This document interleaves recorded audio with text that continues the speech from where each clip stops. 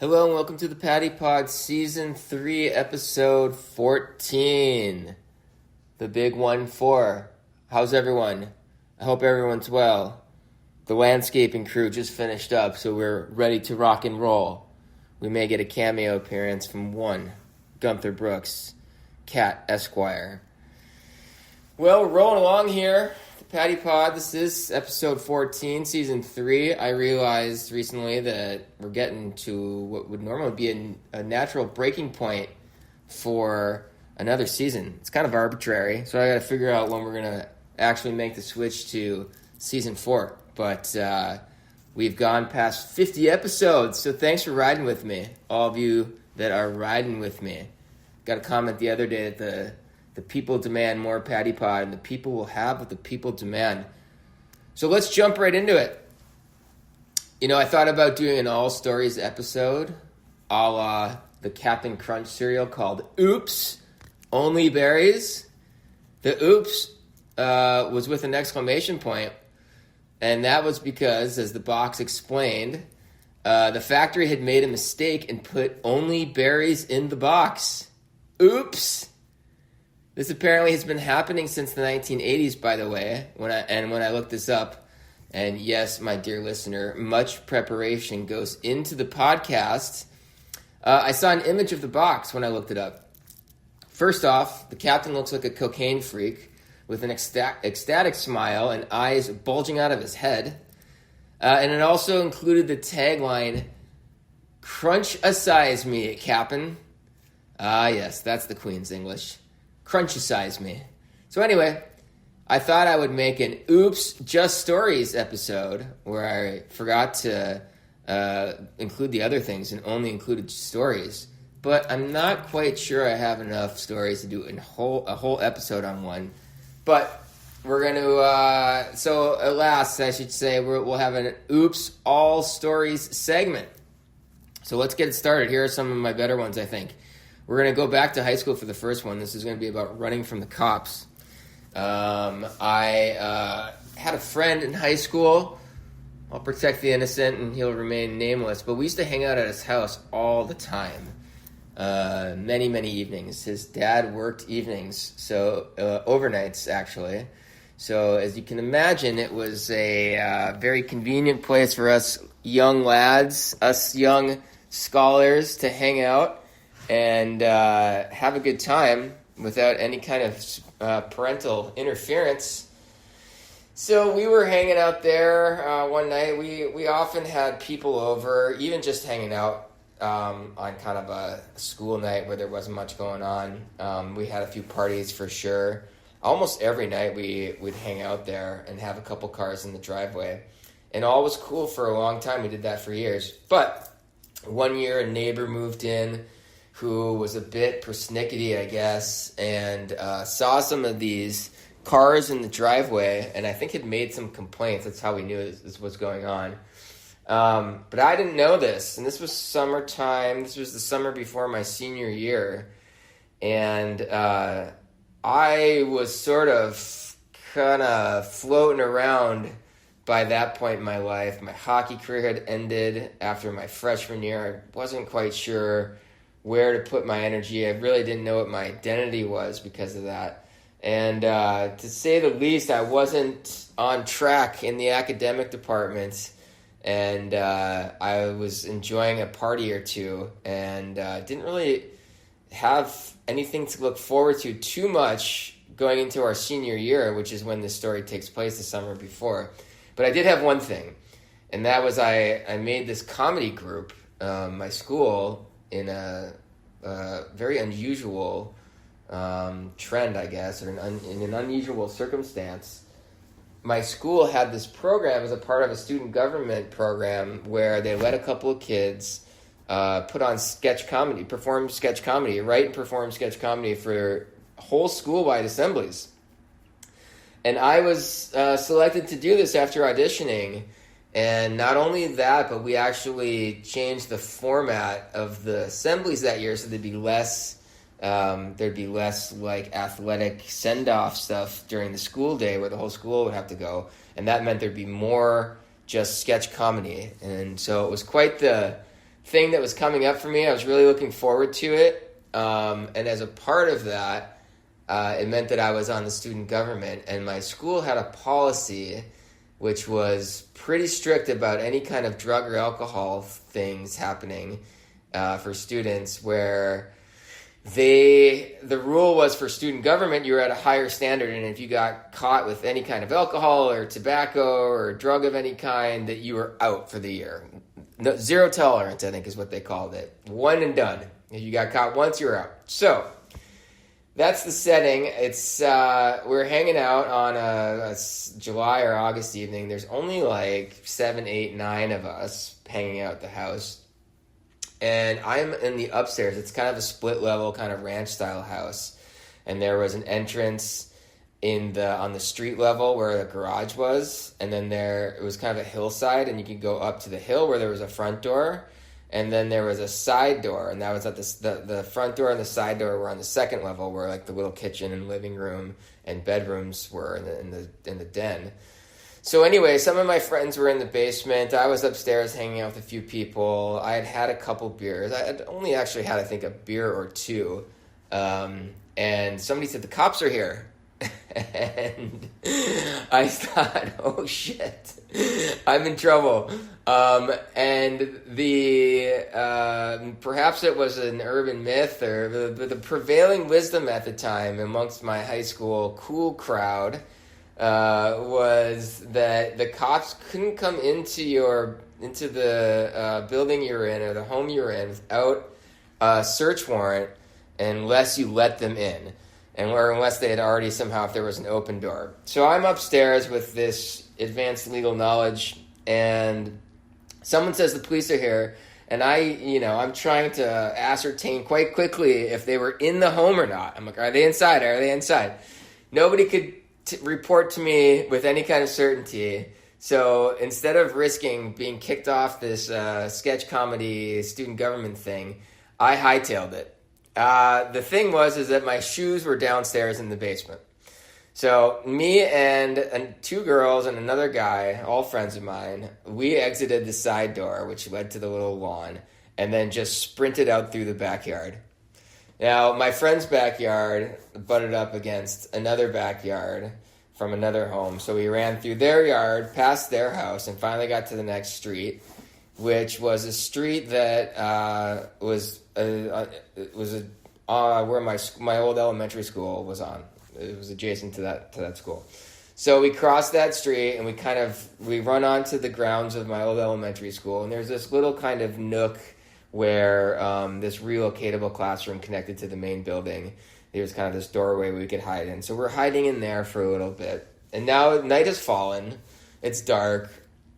We're all in there. We'd all had a couple of things to drink. We all would have gotten underage tickets. They'd all graduated, but I'm sure they didn't want it either. Moms and dads didn't look too kindly on that. I don't know about what their college activities would have done, but we were all kind of desperate to not get a ticket.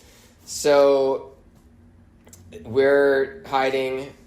Some cars go by every once in a blue moon. We don't see anything, no problem. We think, okay, maybe it's time now. We can go back. I think we had hid for an hour or two.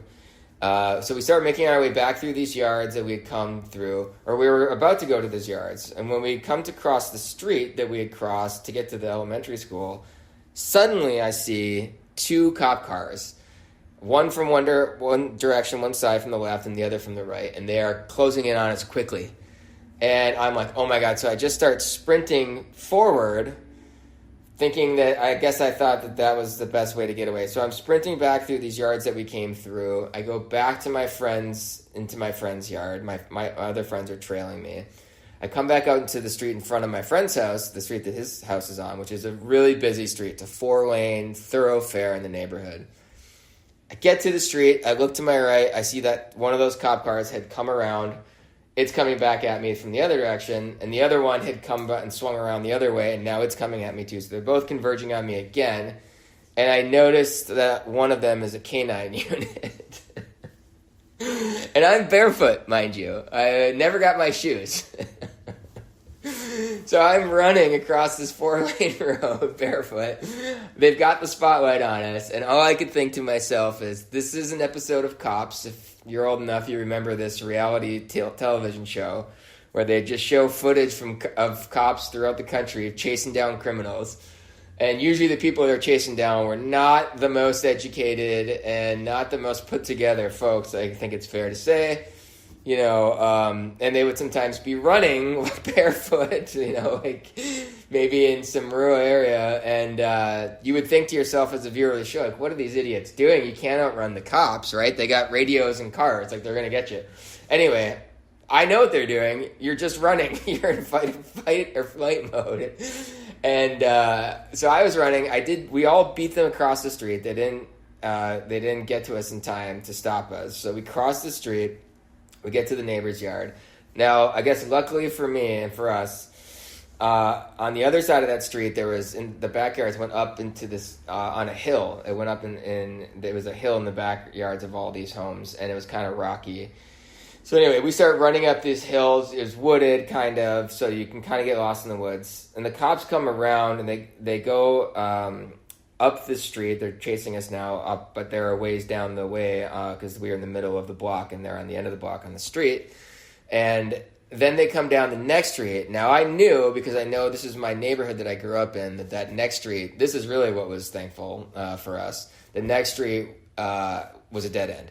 So they're racing down. They probably don't know it, but they're going to hit a dead end. And I know if we can just race past them, past this dead end, then we're going to get through the other side of the block, and they're going to get stuck there. So, although they could get out on foot, and they apparently have a dog. So that was freaking me out. Anyway, we went sprinting. I'm racing. I can see the police lights through the trees. They're closing down on us just as we get to this dead end spot. We just get past it. They're coming down. They have to stop their cars. We're continuing to run into backyards. For some reason, we stop before we get to the next block, and we hide. And we were just like, they're kind of big yards, and there's a lot of land to cover. And I guess we're just betting that they're not going to release the hounds on us and wake up the whole neighborhood for a couple of kids that may have had a beer or two.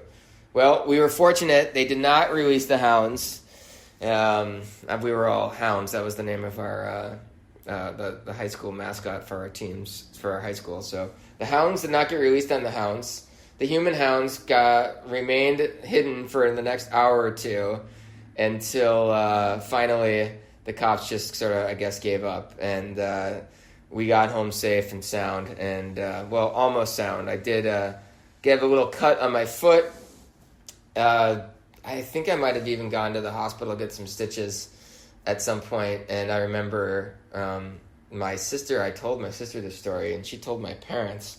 And so at dinner a couple nights later, they asked me. I had originally told them I got hurt playing night games, fun kid games, and they took that, I guess, at face value. And then once they found out the truth, they asked me again how I got hurt, and I said I was playing night games. And they said, "Oh, which ones?" And I said, "Cops and robbers." And I thought that was close, close enough. So that's my cop story. I should have been on the show Cops. I didn't get on there, thank God. And I did tell that whole story to my public speaking class senior year. Okay, so that was the 90s in Duluth. Also in the 90s in high school, during my senior year, I had a chance to go to New York City. This is my second story. And as I mentioned, I was on this comedy group, and it was really fantastic. It was probably the best experience I had in high school. We wrote and performed for, I think, 3 or 4 different hour-long assemblies, and it was great. Not everything we did was great, but we got pretty good feedback. Our fellow students were a great audience, and they were very supportive, and we did some funny stuff, and it was just thrilling to create and perform something like that.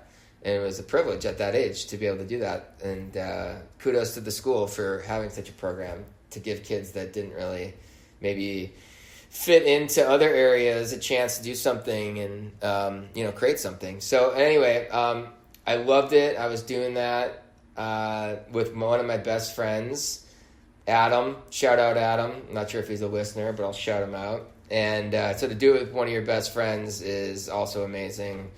And that was 1997, 98. And during that time, Conan O'Brien had taken over the late night show on NBC. He had taken over from David Letterman. It was the show that came on after The Tonight Show on NBC that many people probably remember. So Conan was on. He was young. He was unknown when he started. He struggled out of the gate, didn't get good ratings. He was nervous and kind of uptight. He really had never performed before. He'd been a writer on Saturday Night Live. But Lorne Michaels, the creator and executive producer of Saturday Night Live and of the Late Night Show, just thought he would be a good fit. So he hired Conan, but Conan's star really started to rise. And something I think that often happens, especially back then, was when young people would come on, young people at home would really relate to them, would resonate with their sensibilities. And that certainly happened with Conan, especially when he started to get his footing. People like me and my friends in high school just loved him. I think it's because he was closer in age to us, so our references were similar, or like I said, our sensibilities, our outlook. And he was my favorite. It was one of the few things my brother and I bonded over as we were kind of like typical siblings in high school, not really loving to see each other or hang out much. But we did stay up late, especially when it was his last year of school. Towards the end of his senior year, we'd stay up and watch Conan, and me and my best friend that I worked on the comedy with, we would watch him too. I can still remember this one night when Conan was telling a story about how awkward it would be to run into your boss at a nudist colony because he was talking to a nudist. And it just did this like look of like looking down at looking at yourself in your private area and then looking at your boss, and just kind of like he made this face, and I'll never forget looking at my friend because we were both dying with laughter so hard. So he was our hero. He was my hero for sure, my comedic hero too, but just like probably one of my general heroes, at that point, because comedy was my biggest thing. And my dad had this tradition of taking us, his children, to New York City their senior year of high school in the spring, kind of like right before we graduated. So I got to do that in the spring. It was fantastic. We went to a Yankees game and got great seats right behind the dugout, and we walked around Central Park with his friend, and we went to the Village, we went to Washington Square Park. We did all kinds of like really like classic New York things. And we got to go to the Late Night Show with Conan O'Brien. My dad had done a great job. He wrote in months in advance to get tickets, which is really something when I think about being a busy adult and putting all that together. I appreciate it even more. Dad, shout out Dad. He is a listener, sometime listener. And anyway, so we got tickets, and we... the way that works is you come in before the taping, and they have a guy that comes out and warms up the crowd, just doing what's now called crowd work, just like asking questions of the crowd and then riffing off of the answers. And this guy was absolutely hilarious. I couldn't believe how funny and quick he was and how he could do that, essentially this kind of improv. He could just do it, as he was getting responses. I was just like stunned. So right away, everyone was laughing hard. And then they kind of like, the band comes out and starts playing just to pump up the crowd. And then they announce Andy Richter, the sidekick, and then they announce Conan. And when Conan's coming out, he's coming out, the band's playing. It's like he's doing this funny like little slow motion dance. If you know Conan, you know his funny dances that he does. And then there was a little break in the music, like a little pause. It was like ba-ba-ba-ba. And at that moment, he had sort of danced himself over to me.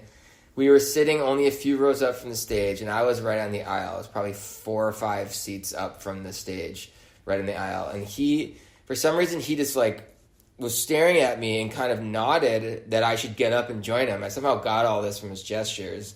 So as soon as the music broke back in, I jumped up and just started going like crazy, like dancing like super crazy and animated. He probably didn't know he picked somebody that was a performer also, amateur though I was. But so I'm going crazy, he's going crazy. We're dancing like fools for like 10, 15 seconds.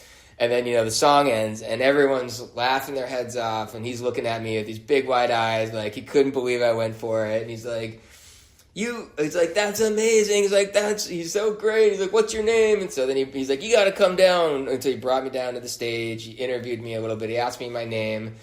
I said my full name for some reason with my middle name, Patrick McGrath Brooks. And he was like, oh, 3 names. I started riffing on that. And then I don't even remember. I was kind of blacking out. I was so excited. I just remember he looked like he was super tall and I could really see the makeup, in person. And I couldn't believe it. I was talking like, I tell people when you're from Duluth, Minnesota, you hardly see professional sports games because it's a special trip to go to the Twin Cities and you never see celebrities anywhere.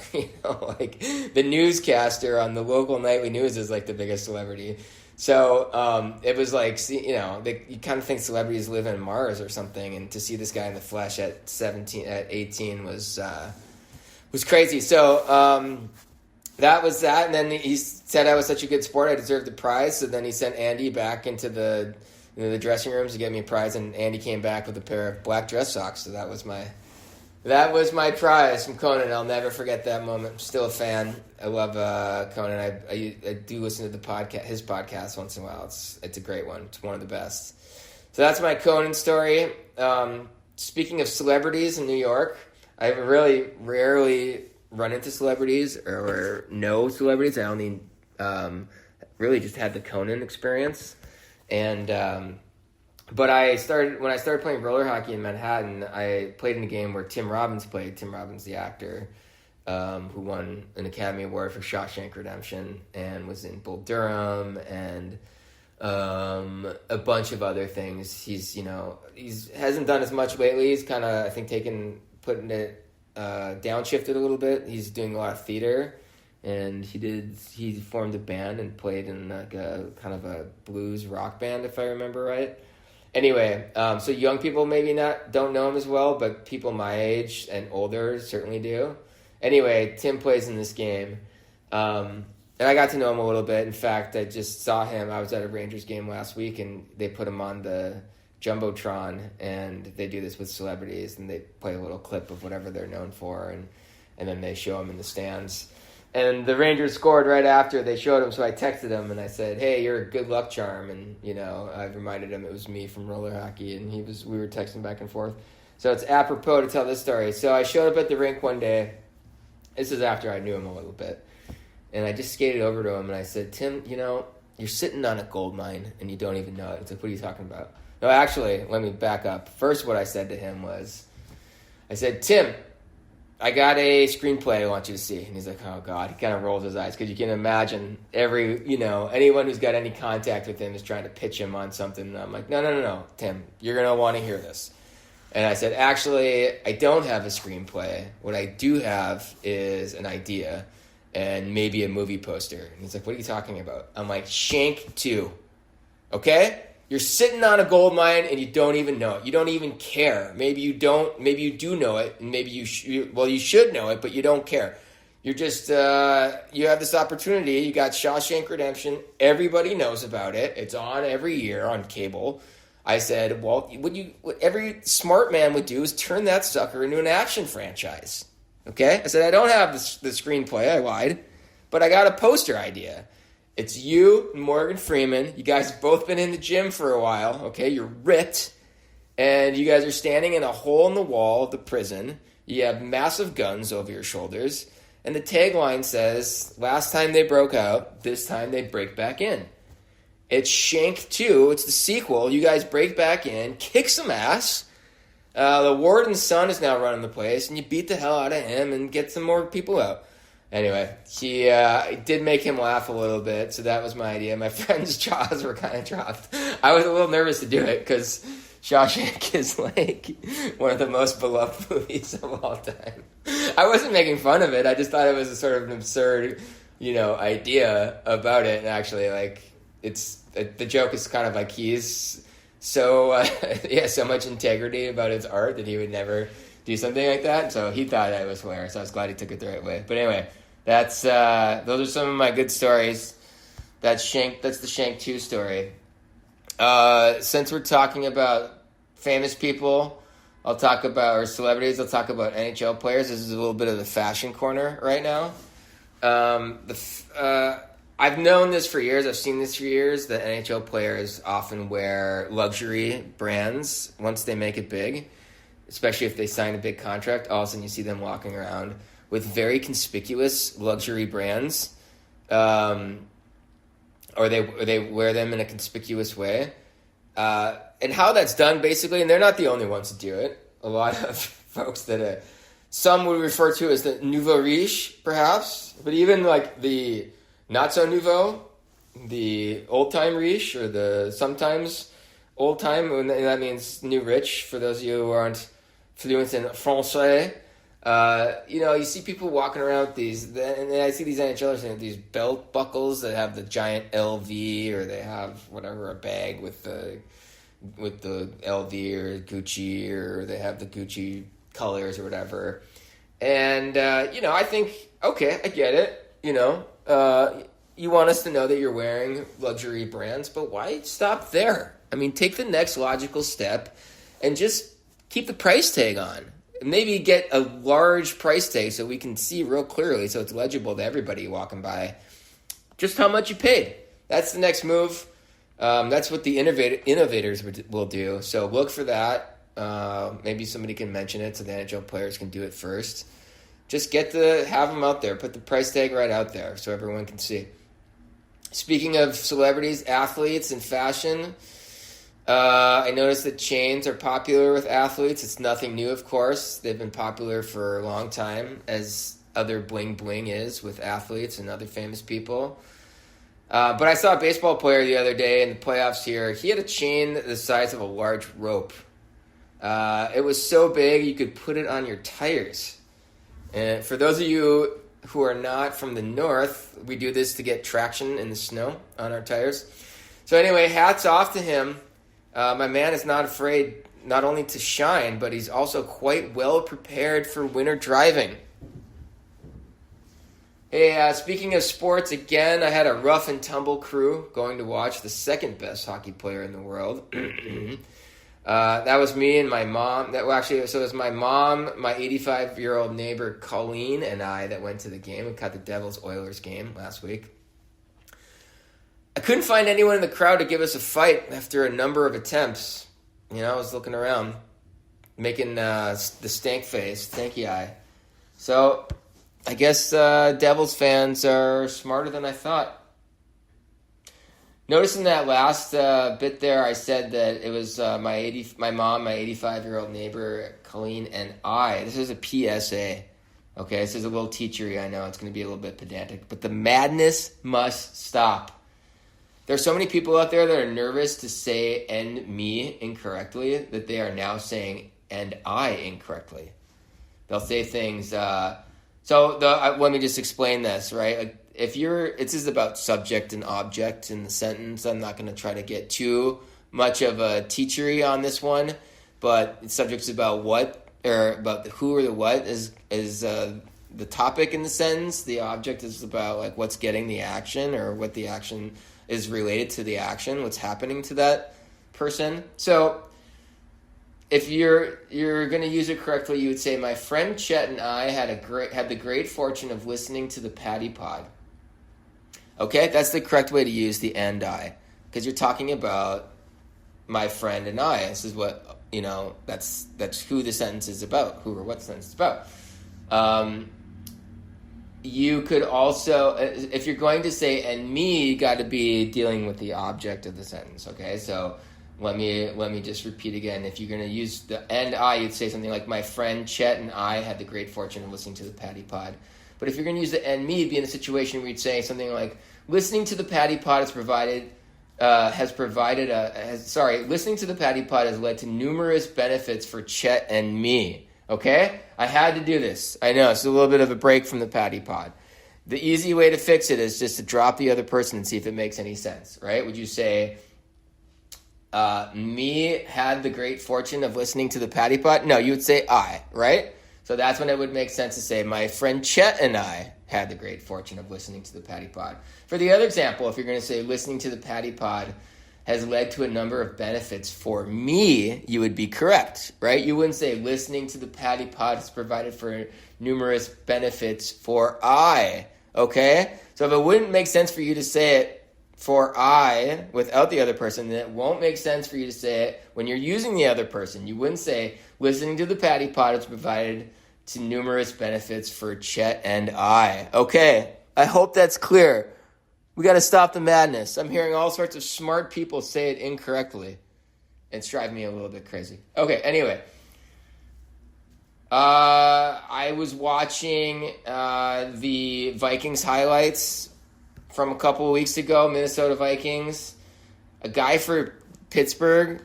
This is amazing. This is one of those stories that's gonna pull at your heartstrings. It's gonna inspire you. He scored a TD. As he scored the TD, he pulled his hamstring, and he instinctively reached back to that muscle. That's how I knew he pulled it. Ooh, twins! You see it, and you're like, ooh, ow! But then he fought through it and proceeded to do a little dance. Man, you can't stop the human spirit. You just can't. We will fight through. We're going to talk a little bit more about sports. This is kind of a theme this episode. You guys know I love sports. I have since I was a little kid. It feels like it's in the blood. I love the physical feeling of skating and running and throwing and so on. I love the camaraderie of being on a team. I love the drama and electricity of the crowd. I love being a fan too. I like to get caught up in all of it and have a rooting interest over the course of the season. However, I've seen a few people, especially out here in New York, in the New York area, who seem, I will say, obsessed. Local teams will feature people on TV who have turned a room in their modest homes into a fan cave, completely festooned with team paraphernalia. Others create team-inspired arts and crafts or feature a team-related item at their small business. The height of this obsession, I always assumed, was the team-related tattoo. To permanently mark your body with an image from your favorite team seemed to me to go beyond the pale. Bodies, as we know, however, eventually die and are usually cremated or entombed where the tattoo can never be seen again.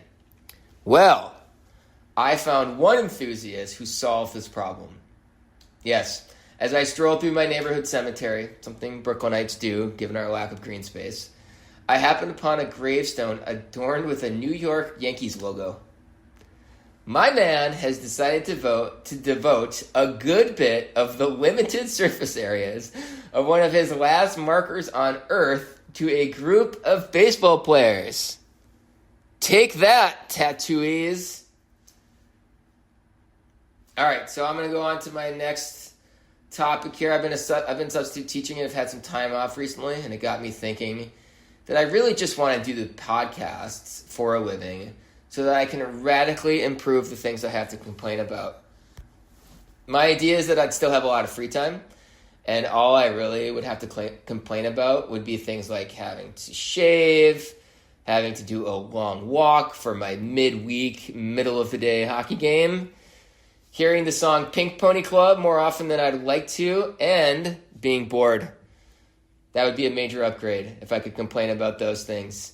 I've always thought about complaining about being bored as an adult. If I'm complaining about being bored as an adult, then I know things are going actually quite well. So let's see. Let's all hope I can get to that point. I was listening to a podcast recently speaking about podcasts. They were discussing Admiral Nelson, the English admiral, and various kings and queens and emperors battling each other.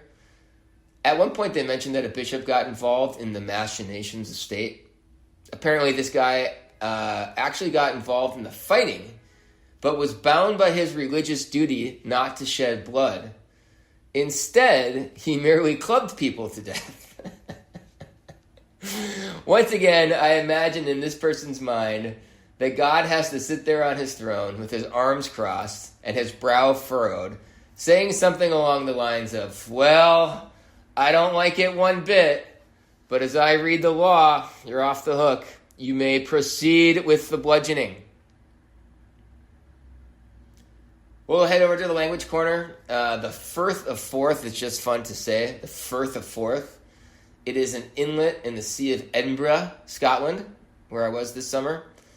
The word firth means inlet.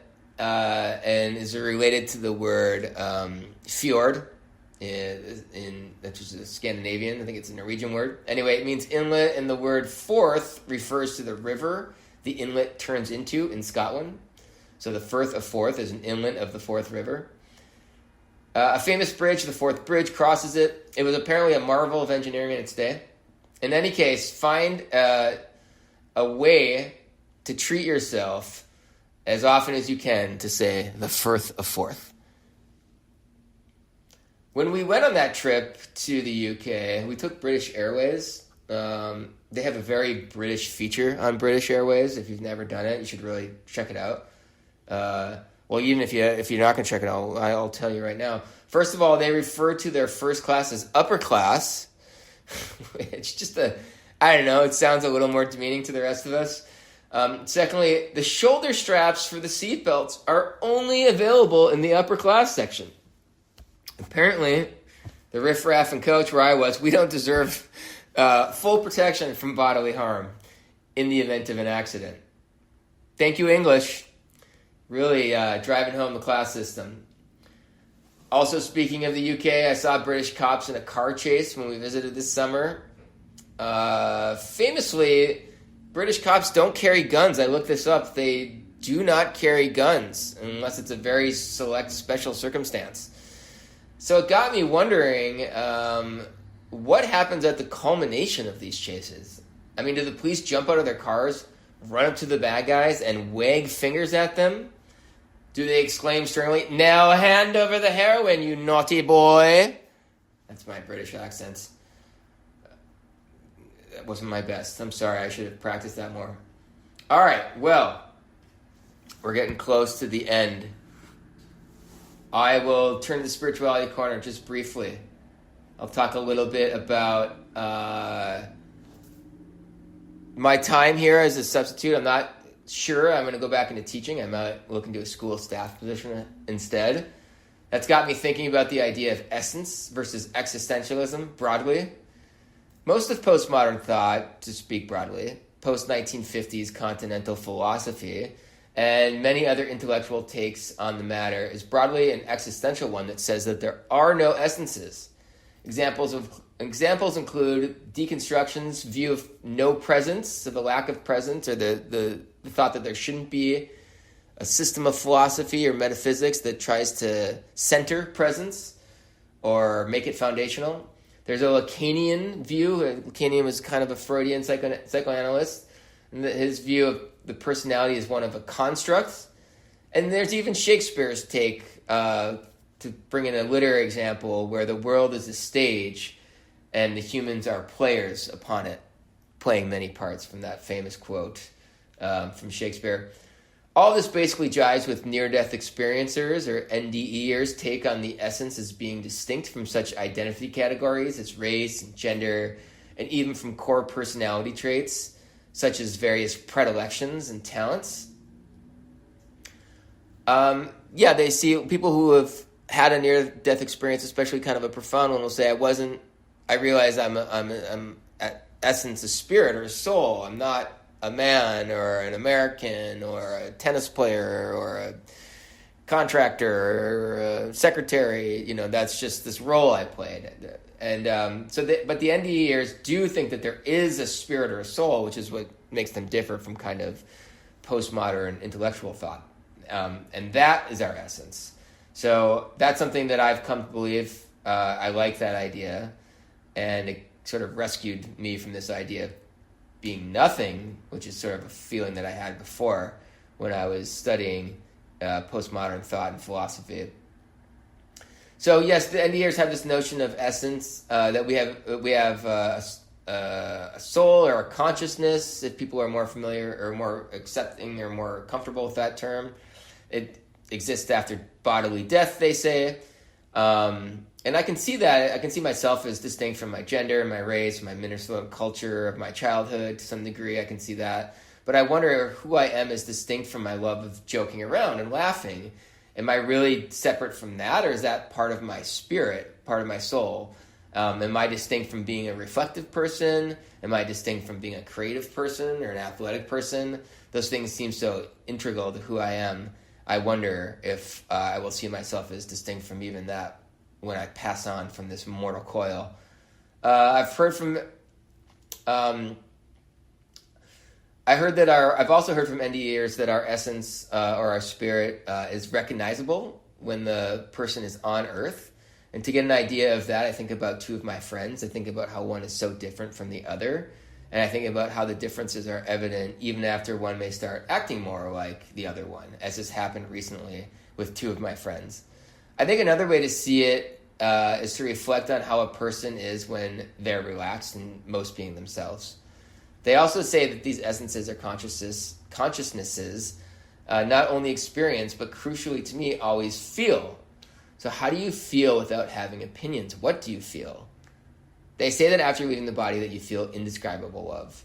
They also say that our dead ancestors and spiritual guides feel indescribable love for us and want us to be happy. That makes me wonder, are they sad when we're not happy? Can the us outside the body and these beings be sad in the sea of ineffable love?